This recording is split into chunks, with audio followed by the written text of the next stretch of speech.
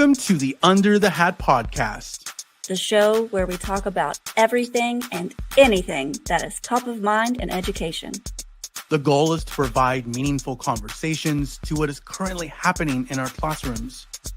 Stories, pains, moments of success. We want to hear it all. Friends, welcome to another episode of Under the Hat. I am super pumped to be with you today. And so just quick little check-in here. We are October 4th. I know that this is the time, if you are in the classroom, if you are in education, this is where the school year, you start to feel that weight on your shoulders, right? And so big shout out to all of you that are out in the field. And for some of you that have been following, kind of catching what's going on with me, I recently transitioned into a very different role. I am now at a teacher's college, specifically Teachers College of San Joaquin, in the Central Valley of California. I am looking after pre-service. So, you know, getting our friends really ready to enter that internship piece as they enter their journey. And I'm also looking after community engagement, which is really cool. And as you know, like I've, doing the Cami thing, spending all those years in the classroom, this role is really like taking the business part of what I've done and then taking what I've done in the classroom, and it's really meeting me where I'm at with those things. Conversations I've been having recently, though, these folks in my new role, like they're like really picking my brain about the ed tech stuff, how we vet tools, and really what's top of mind for a lot of these people right now is like there's so many of them. And so this conversation, I think, is going to help that. How do we vet tools, and what are the ones that we can take, plug and play, but yet still have a big impact? So I'm really excited about this conversation because I'm hoping that we can really anchor that with what we're talking about today. So we are joined by a guest, super pumped for this. He comes from a company, a tool that I'm really passionate about. It was a tool that was not around when I was a social studies teacher. If it was, though, I would have cut up, right? And so this is the tool that I was using when I came back into that CTE classroom. And so super pumped to talk about Snorkl. Our guest today, educator, instructional coach, co-founder of Snorkl, the classroom AI tool that uses multimodal student input to give students instant feedback on their thinking, which is game changing, whether it's writing, problem solving, or explanations. Our guest is a lifelong learner, and he enjoys thinking about how we can get our students thinking and problem solving in ways that are engaging for every student. Friends, please help me welcome our good friend, Jon Laven from Snorkl. Jon, welcome, friend. Steve, great to be here. Thanks so much for having me. And also congrats on the new role. Oh yeah, no, thanks man. It's been a lot of fun. Pre-service teachers, they're not jaded yet. They're so like, yay! It's a good audience. I've gotten an opportunity to coach and train new teachers as well, and it's always really fun. Yeah, good energy. Yeah. No, it's so good. It's so good. Jon, like I feel like there's a lot for us to talk about and unpack here. But for those that are dropping in, listening later in the car, that sort of thing, we'll talk about Snorkl, don't worry. But like, when people that don't know you, or maybe, this is their first time even hearing about Snorkl or your name, give us that insight. Like, what's your context, how you got into education? Yeah, I was in the classroom for 10 years. I was a high school math teacher. And I was a kid who I always did really well in math class, but I always often felt really sort of bored and disconnected, I think, in math class. And so when I ended up going to college, ended up having some great math professors who really deeply engaged me, got me thinking about math really differently. And that got me actually, on this whole different path of like, maybe I'll go into education and share that love of math with other students and try to create a math class experience that felt richer and deeper, and actually invited student creativity and student voice and some things like that maybe I felt like were missing from my own experience. Yeah, and so I got into the classroom right after college, and loved my experience in the classroom. I also found it really challenging to create those opportunities for students that were super student voice heavy, and also got us to like meaningful mastery of the curriculum and all those goals that we had in the classroom. Um, so I spent 10 years there. I taught at a few different schools, both in Las Vegas for a time and Minneapolis for a Mm. time. Um, and then my good friend Jeff was a fifth grade teacher, and he went on to become a software engineer. And we connected one day a few years back, and he was sharing some ideas he had, and yeah, it got us excited, and eventually led to creating Snorkel. Happy to jump into that, but let me pause there because otherwise I'll give away the whole story. uh, no, it's good. So you had, and maybe you explain this. So you had met Jeff, but aren't you all are distant geographically? Am I? Yeah. So we both started our teaching careers doing Teach for America in Las Vegas. Okay. And so that's where we met. He was teaching elementary. I was teaching high school. Las Vegas was a big TFA region at the time. So there were about, I think, 150 of us who were all there teaching, and um, made some really great friends and colleagues through that experience. That's cool. That's Yeah. cool. Yeah. And so getting back to like the math piece, right? Like I see so many when I go observe student teachers and just being in and out of classrooms over the years, like anytime I s- anytime I step foot in a classroom, there's a math classroom, like there's this weight, like there's this like Mm, elephant in the room mm, that I don't see in other classrooms, right? And that's yeah. unfortunate, and that sucks. Yeah. Um, so like you really, trying to focus in on addressing that elephant in the room, be like, look, I know this has been boring, and it's boring for a lot of folks, or disengagement. And I just love that you're laser focused on that. Yeah, and don't get me wrong, I taught my fair share of boring math classes too, I think. But I think math in some ways is unique in that so many students have pretty strong feelings either for or against math. Mm, And um, they I think a lot of that is informed by the way that we've often taught math as, really hyper focused on getting the right answer, as opposed to maybe more of the thinking process. Um, Oftentimes there's more of a follow the procedure mentality. And I think that's changing, and there's a lot of really amazing math teachers around the country and around the world who are part of mhm. that conversation, and working to change that. But it definitely has some historical baggage probably to overcome. Yeah, yeah, There, and there's yeah, there's so many math good. teachers who I think came up in a math experience that was more top down, follow the procedure, and therefore just enter the math classroom with that background as well. Yeah, and there's also this like reality right now that math teachers are feeling and seeing. Like my 10th graders are this far behind, Yeah. right? And so there's that piece, and we'll we'll talk about solutions. I know that when we dive into Snorkel with all that, but when we start talking about Snorkel and somebody is asking you like, what is Snorkel? What's that? What's that pitch? What's that like? How do you begin to explain that when you're engaging with folks and explaining it to them?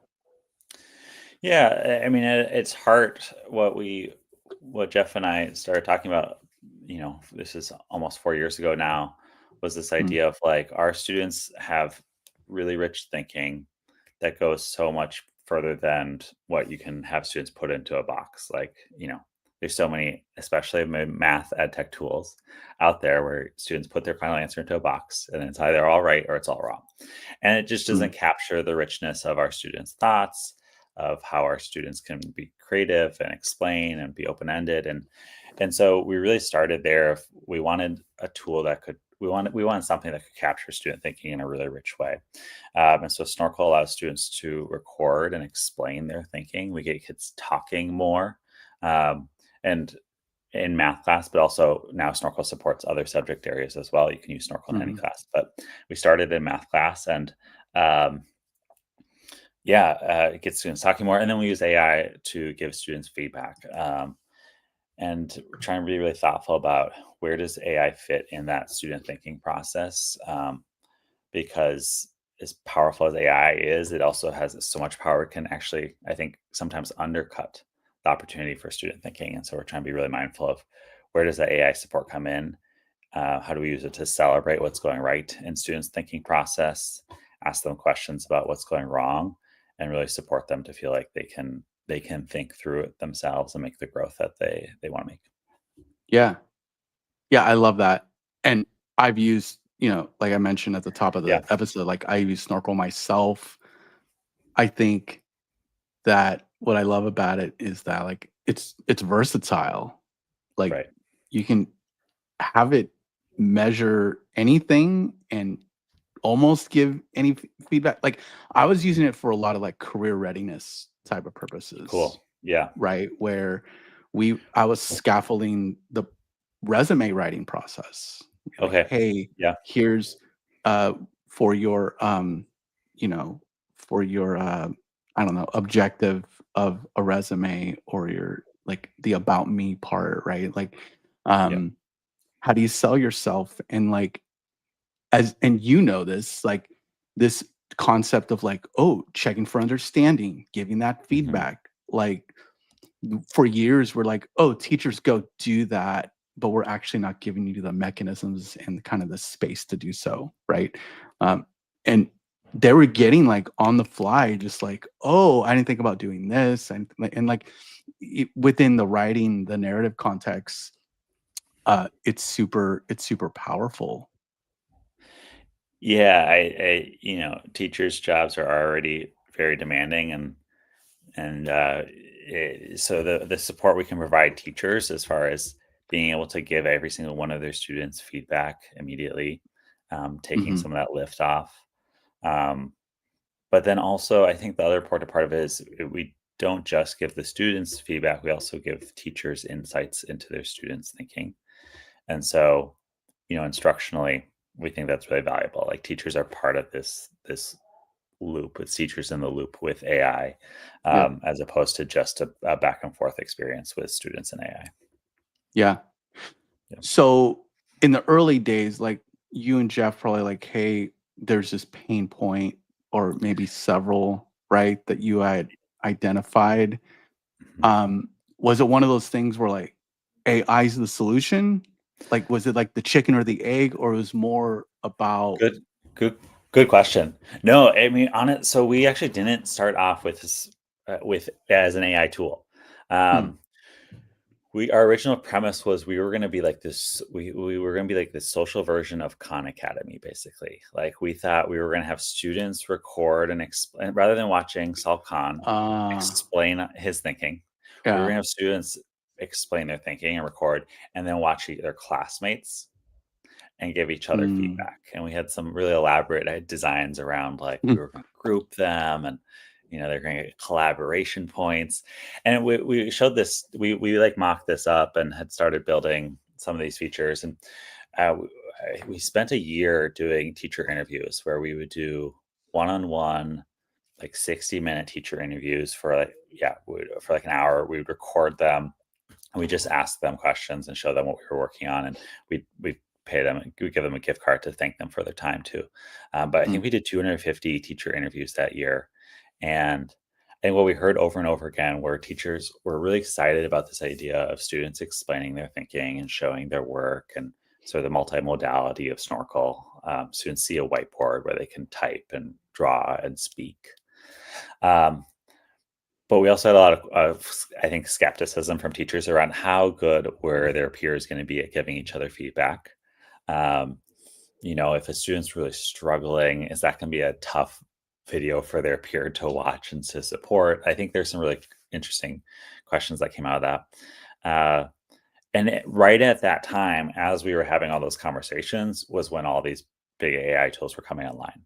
And so it was just Mm. really serendipitous timing, that as we were thinking about designing and building and what was the right direction, that presented itself to us. And we realized it'd be really powerful if the AI could give every single student individualized feedback, of course, and teachers could align that to their goals and then customize that. Yeah. So yeah, it was very good timing. Hmm. I kind of I appreciate the progression of that too, right? Like you all were like, okay, cool. Here's the pain, starting with the pain point, right? Starting with this is the thing that we would like to solve in the classroom. And then from there, like, okay, like we now have open AI, we like that whole boom, right? Like, oh, wait, we can fit this in instead of being like, oh, AI is here. How do we just monetize off it? Or how do we just like build something around it? Where you all were building something around the pain point and the solution. Yeah, and I think just because of the timing of us, it put us, out ahead of a lot of student-facing AI tools. I mean, there's more and more popping up every day, um, but at least in the last 2 years, so many of the student-facing AI tools have been chatbots, or just text-based, and Yeah. I think in that way we've been really uniquely lucky and ahead as far as doing something really different with student facing with AI, with the multimodal whiteboard, recording, audio, all those things that make it sort of a special student experience. Yeah. Yeah. It's more about, yeah, because they're not in a chat bot, right? Right. Like they're they're getting an instructional experience based on what they're creating and then taking that feedback, taking that experience to what I think is the most important part is making those on the fly adjustments. Yeah. The revision process. Yeah. Yeah. I think, sometimes I'll explain it as a formative assessment tool, sometimes as like a performance task tool.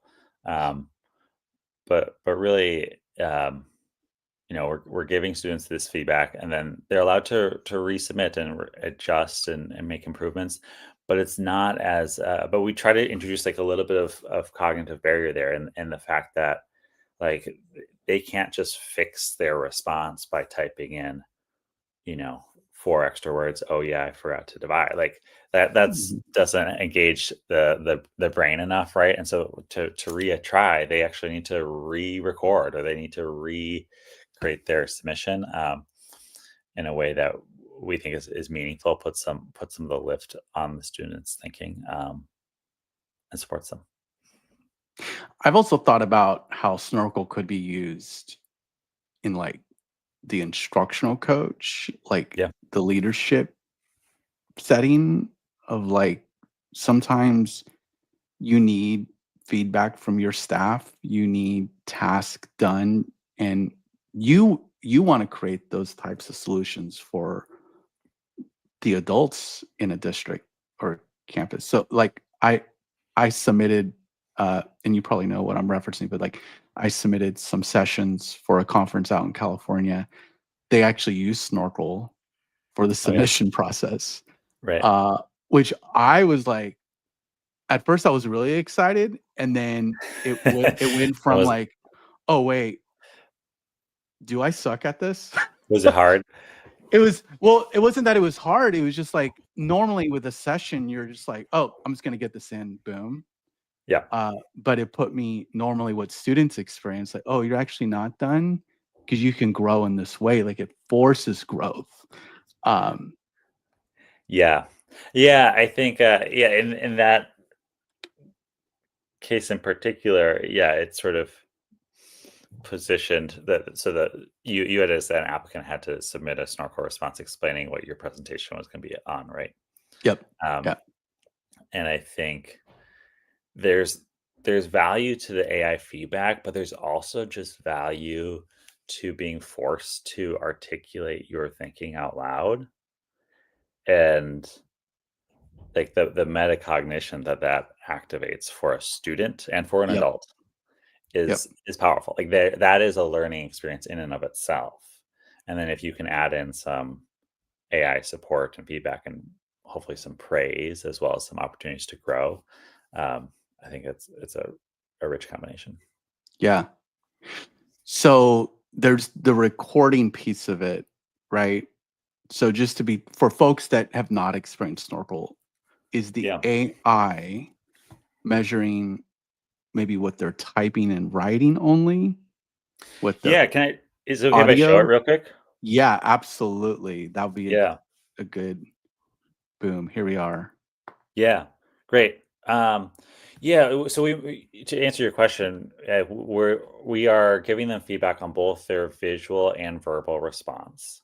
And so, what a snorkel activity looks like for a student. This is the teacher homepage here in Snorkel. If you're watching this, if you're just listening, uh, I'll try to give a really descriptive explanation here too. But when students open up a snorkel activity, they see a question or a prompt from their teacher on a digital whiteboard space. And so this teachers can create their own. You can put in an open-ended question. You can choose something from pre-created from our library. You can also choose something from your curriculum. So you can just literally take a screenshot from your curriculum, drag and drop it Mm, onto the whiteboard. And then we give students a whole bunch of tools, your sort of typical whiteboard tools to respond. So students can draw and annotate and type and put any visual thing they want to use for their response on that whiteboard. And then when they're ready, students press the record button. I think that's the piece that's really uniquely powerful of Snorkel is we're not just capturing their visual response, but we can capture their verbal spoken response. And so we get kids talking, which of course is good for their metacognition around this. It's good for their academic vocabulary. It's good for them to have to like justify their thinking on a math or a science question. We got a lot of teachers using Snorkel in their world language classes because Snorkel allows students to record in different languages. You can use Snorkel for reading fluency because we'll use different AI tools to actually analyze the pronunciation and intonation and all the things that make for good reading fluency. So we really, again, focus on this idea of like, how do we capture student thinking in the richest ways possible? And then once students are done, I'm going to submit this. It's going to give me a bad score because I didn't answer the question at all. But when students are done, the AI will analyze that response in order to give them feedback and a score. And so we'll try to celebrate what's going right. We'll ask them questions about what's going wrong. And teachers can customize this to their learning goals or objectives, right? So you can specify, I want to hear XYZ strategy or XYZ vocabulary from my students, or I have the following as my criteria for success, and really make this honed in on the learning goals that you have for your classroom. yeah. I love how you can customize the criteria because different states, different districts, different initiatives, right? Right. Like different content areas. And so, like, if you're an AP teacher, you just put the FRQ rubric that the state uses, right? And with what I was doing last in the classroom, like CTE, I'm like, what are those career readiness standards that I really Yeah. want them to obtain? Yeah. Um, I, it's good. I love that. Yeah. Yeah. I think, and even, different classes who have different discussions, right? Like things might come up in one class that don't get talked about in another class, and you can really quickly and easily adjust the criteria of what the AI is looking for in those responses, so that it can align with that discussion for that class. Um, Yeah. eh, yeah, And there's last time I was in it, I felt like I experienced a library of sort or yeah. like There's a library. okay. Yeah, pre-created content, math, science, ELA, K-12, social studies, world languages, Mhm. general. if any of your folks know Edu Protocols, there's Edu Protocols materials in here, and then there's also illustrative math cooldowns pre-built in the Snorkel library.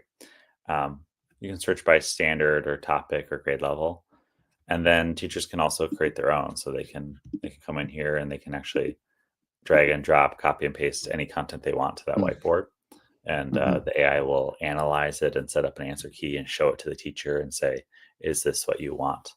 But really try to include teachers in that process while also making it a really light lift. Yeah. Feedback that I have heard from Edu Protocol fans. I'm up in that you probably are too, John. Yeah, like yeah. The Edu Protocol Facebook group. Oh my gosh, so much there's energy in that group. That's so great. much. That's a whole different vibe there. But so feedback I've heard in that group is that what they're really impressed that like Snorkel just understands each protocol. Like you don't have to like spoon feed to the AI, be like, oh, for I don't know, I'm just top of my head, like for Iron Chef, this is what I'm like, it just almost just knows, right? Like what that is, and then gives them pretty like very good feedback as a result. Yeah, I think there's pre-built templates in here, and so folks can come in here and use some samples, or they can actually customize that template. I think the way that the template, or especially around Edu Protocols, is set up is pretty broadly defined to sort of match like, here's what a response should look like. If teachers go in there, they can also give further nuance or guidance to the AI around, like, here's the actual vocabulary word that we're focusing on today, or here's the types of things I want to respond with. I also know, what's interesting to me. This is not specific to Edu Protocols, just in general. One of the things that we watch and see happens oftentimes is there are, one of the things that we think is so exciting about Snorkel is this idea that we get our students talking and explaining more. There are also a number of folks who will use Snorkel with just the visual responses, and they're not having students record and explain. So much so, in fact, that over the summer, one of the new features that we introduced was you could set up just whiteboard only activities without the audio recording. We're trying to find the right balance there of supporting the options that teachers want, and also, giving this really rich, meaningful experience that we think happens when you include audio responses. And talking to teachers about like why sometimes they choose not to do audio responses, I think so often the answer is, well, I'm not sure what it would be like to have 30 kids in my class talking at once. And I'll tell them when it's like, it's really exciting. It's really fun. I've been in classrooms and it's noisy. You gotta be comfortable with some noise. But I like to liken it to like a turn and talk, right? Like you've got a whole bunch of voices all happening at once. In this case, they're, instead of talking to their neighbor, they're talking to their computer, and their computer is going to be able to give them some really personalized feedback and a score on their response. But if folks haven't tried that out yet, I would just encourage them to try it once. If you prefer whiteboard only and want to just do it without the audio, fine. But try it once with the audio and see what that experience is like. I think it's also special for students, because I think students feel a lot of ownership over work when their voice is attached to it as well. John, could I just like share my thoughts around that? Yeah, please. That concern too. Yeah. So when I was in the classroom, I leaned heavily on only oral assessments. Oh yeah, great. And standard align, like, because nothing told me more of what a student knew than be like, John, tell me what you know about this standard or this essential question. And kid be like, they would kill it, or no, they're struggling, but then orally I'm supporting them and pulling out resources and stuff, projects, stuff we've done, right?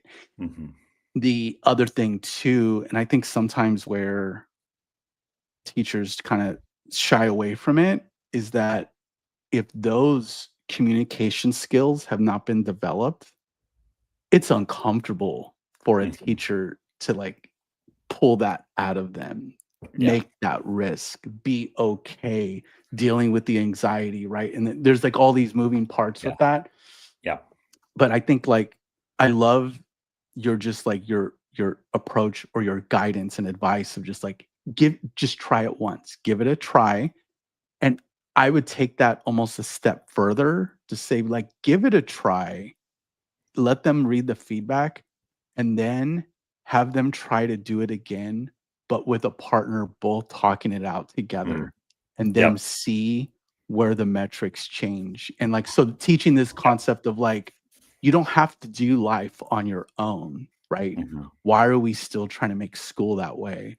And like really lean on each other as like a scaffold of like, hey, do the snorkel, do the recording again, but do it Yeah. with a partner that you feel comfortable with, and just run with that concept. I think some of the most exciting conversations I've had with teachers this past year have been around how they felt like Snorkel played a role in changing their classroom culture, not just Mhm, when using Snorkel, but actually outside of using Snorkel too.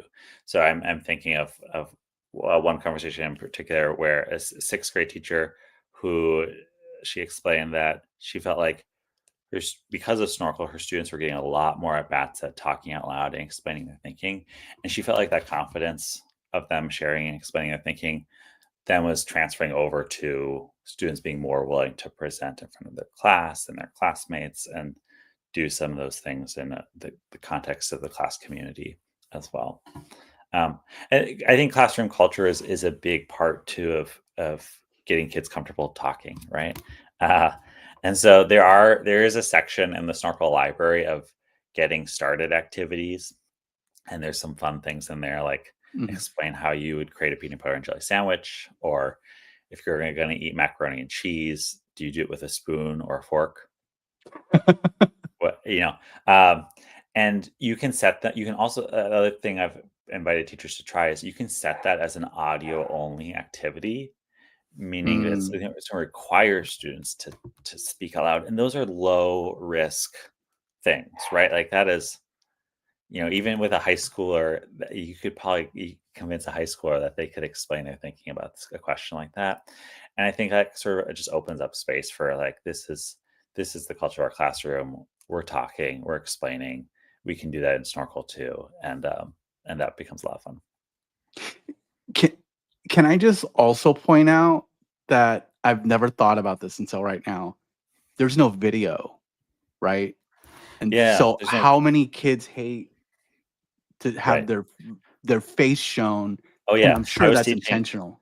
I was teaching back in the era of COVID and saw a lot of these, right? The Yeah, ceiling fans. Um, Yeah, and we drew inspiration from a number of other tools. Like I think Flipgrid obviously was very popular and loved and allowed students to share their thinking. But Flipgrid put kids on camera, and some kids I think were uncomfortable with that. yeah. And I think what we found is we uh, we want to invite their voices, and that when we can also keep their explanation and their work really focused on the task or the whiteboard or whatever the teacher assigned activity is too. Yeah, yeah. It almost like with just not including that, you just lifted so much like pressure, anxiety, right? Um, Yeah. One thing, here, Sophie has something. Sophie be busy, but she can jump on like this. Uh, Hey, Sophie. yeah. uh, the psychological safety, a safe space to try and grow. That is Snorkel. I love that, right? Like you feel a little bit more comfortable, a little safer. Um, yeah, We'll hear this from students too, that they are more willing to take a risk because they know it's AI on the other side and not a person who's judging them. Um, and so they're willing to take that risk, and they know that they can get multiple at bats at it most classrooms. So last year the average number of attempts on any activity and all of the activities assigned last year was 2.1 attempts, meaning on average students are trying each snorkel activity more than twice. um, And I think that's what I mean, there's so many times, like, I'll talk to teachers and they will say, "I didn't even ask my students to try again, and they just did it." Oh, Yeah, and I think part of it's the AI feedback, but I think also I would go back to the voice piece of, like, there's student ownership over things where their voices are attached to them, and, that's what you want, right? Students owning their learning and being willing to try again. yeah, yeah. And so I love Sophie's piece here of like, it's kind of like a video game, right? Like you get those scores and then wanting to level that up in some way, right? And Sure. so, um, has there been any thought, and you probably can't share this, but like, has there been any consideration of like more like gamification features, elements on that? It's interesting. I mean, we do some little, like, there's little animations with awards and stuff, but we don't have a award collection. Um, so we're pretty light on the gamification side right now. Mm, I think we will probably do a little bit more in that direction in the near future, but probably not too much. It's not going to be sure. like you're not going to go on a quest. I think what's special about it right now is that students feel that motivation, right? And if two students are trying an average more than twice right now, Mhm. without the gamification, I think that's already like ultimately what I really want for my students. And I taught high school, so it's they're a little older, but I want them to be motivated to try again because they care about learning and mastery of the material and the things that are Yeah. and then I also know my high schoolers also love stickers, for example. So I also know that, some of those little gamification pieces are fun and important too. So I think there's some Yeah. more things we'll do there. Yeah, yeah, yeah. So one thing that you mentioned much earlier that I don't think you showed was the teacher facing of like, what did the teach like? I'd love Yeah. to see what the teacher sees Yeah. in the background, basically. Great. Let me just pull that up again. Yeah. Yeah. We want to surface for teachers, you know, I think obviously it's really important for teachers instructionally to know how their students are doing and what gaps there are and where they can support. And so on the teacher side, this is if you're watching, this is the teacher dashboard view where you get to see that student responses in real time. They will pop up and they're automatically scored by the AI. You can Mm, jump in and there's a bunch of thumbnails here, right? And you can jump into any one of those and look at the AI feedback and the score that your students got.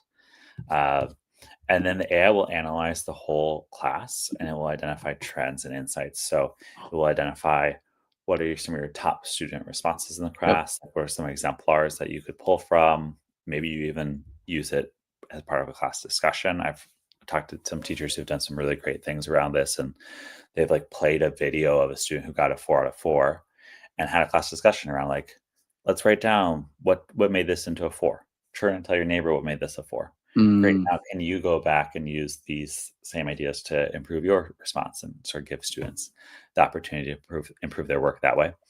Um, but then we'll also down here at the bottom of the screen, you can see we will identify what are the errors that students are making or the misconceptions that they have potentially, and who's making those mistakes, so that teachers know, oh, this is a small group I might pull, or this is the thing that I want to do the next day as the do first, or how I might address some of those trends in the student work. Um, so yeah, yeah. The more that, and I've used Snorkel, but like obviously I probably know Cami a little bit better than Snorkel. So like I'm learning a lot right now.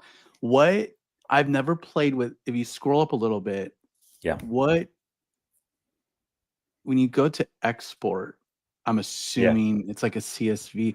How does it organize this type of insights? Because that Good question. This export is just gonna export their scores currently. okay. Um, Okay. but there's some other, I mean, there's a lot here that we are talking to our partner districts about how to Mhm. better support in giving really meaningful next steps, both for teachers, but also for instructional coaches and at the leadership level. So I can give you a little preview here. This is not out yet, but I'll give you a sneak peek. Oh, Under the dang. hat special. So one of the things that teachers ask about is sometimes teachers have different questions of this student data, and so we actually have the opportunity for them to chat with their student data. Um, Obviously in a really safe and secure way, but it has knowledge of those student responses, and they can ask questions like, what would be the next best thing for Joey to work on? What three students struggle the Oh, most? What would be a meaningful conversation that I could have with my class about the difference in these exemplars? So um, I think part of driving powerful instructional insights is, data analysis and all that. But the other piece is like, do you have the right artifacts of student thinking to be in conversation with? And one of the special things about Snorkel is we're capturing these really, really rich artifacts of student thinking so you could ask more interesting questions. You could ask, for example, about what vocabulary is being used or what mhm. strategies are students using. And so this is sort of, again, that's not out yet, but that's sort of the direction of what we're experimenting with and getting feedback right now from some of our partner districts, and excited to build more on. This is crazy. Like, this is the next step for you all, I feel. Like, uh, so when you're engaging with it as a teacher in this way, like you really like because you mentioned like, oh, what are next steps? Um, could you do things like, let's say a student who's not doing well, Yep. you be like, hey, can you help me with like some tier two strategies? Yep. And how many more of my students need tier two or even tier three? Right. Let's do it right now. What tier 2 strategies might I use for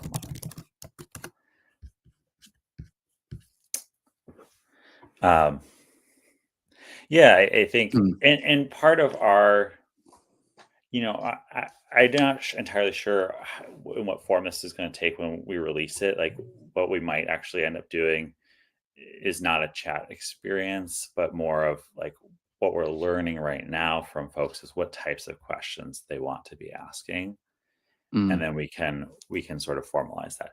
I think there's a question in my mind around, obviously collecting rich student data is helpful and meaningful and important, and at the same time teachers have limited time. I don't want to sit there after school and have to go through a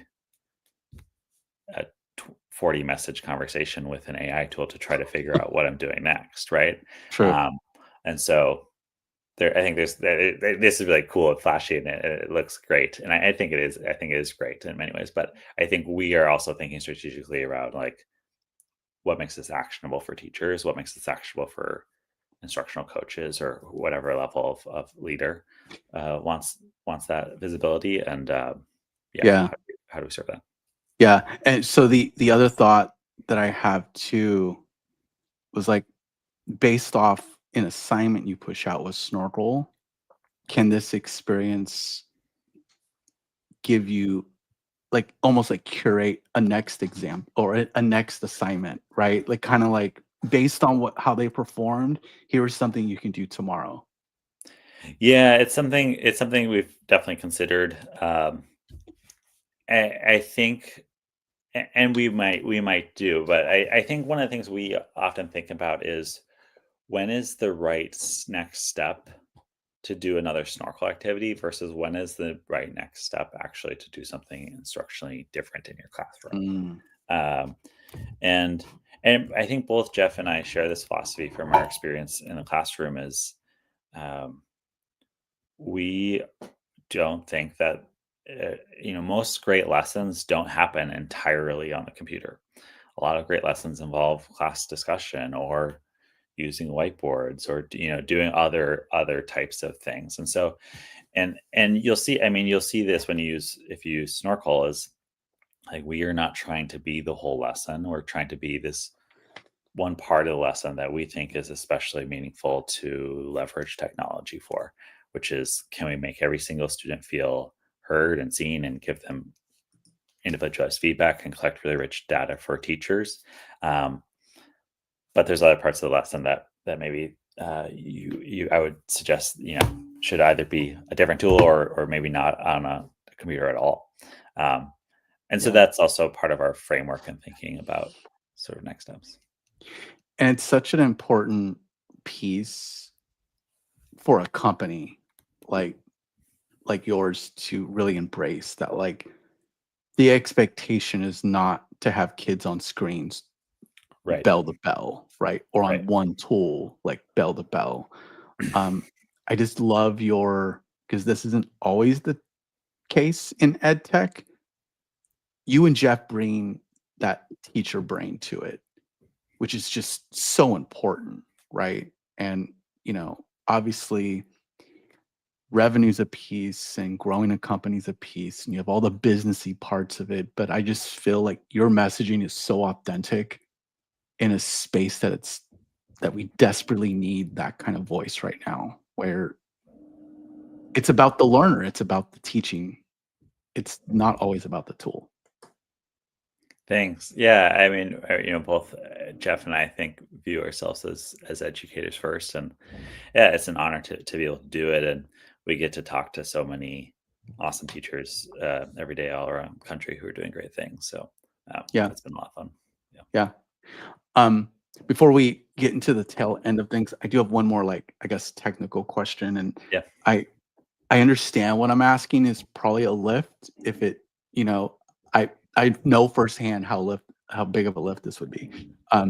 But with all of the data that's being collected with Snorkl, what I often hear, I didn't need this necessarily, but LMS integrations, like,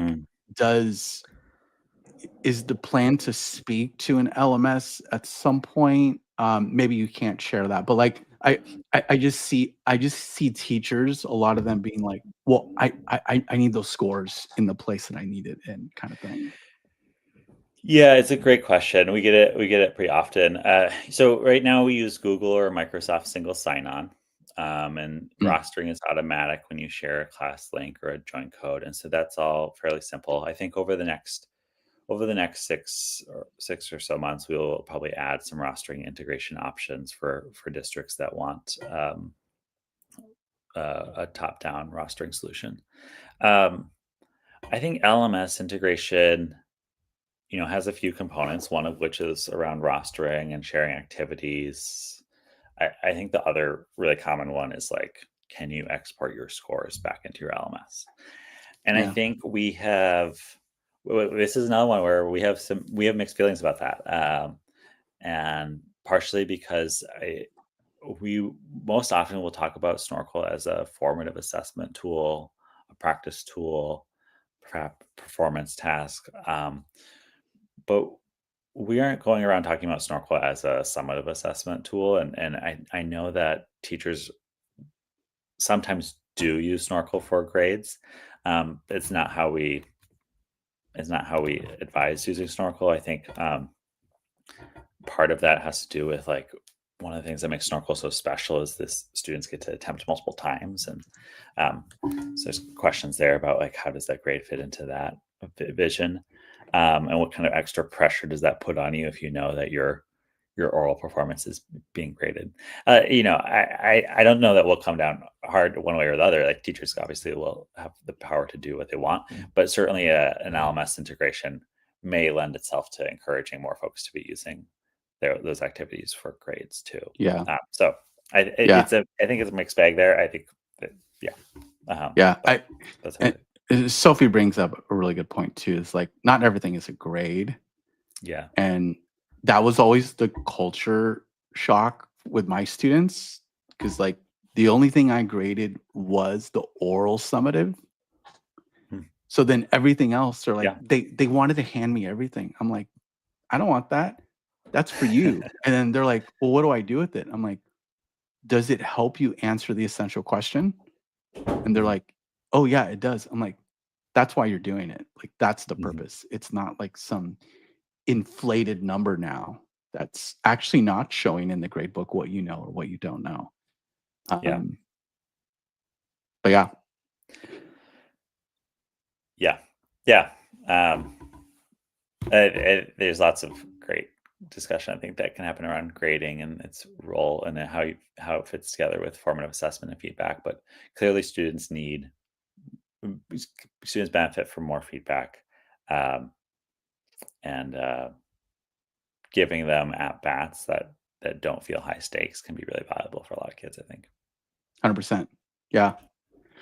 So John, we're almost out of time here, and I do want to take some space to give you a chance to answer that one guaranteed question on the show, and that is, what is top of mind for you in education? What is under the hat? What is something that you're like really laser focused, or feel that we as a community should be laser focused on?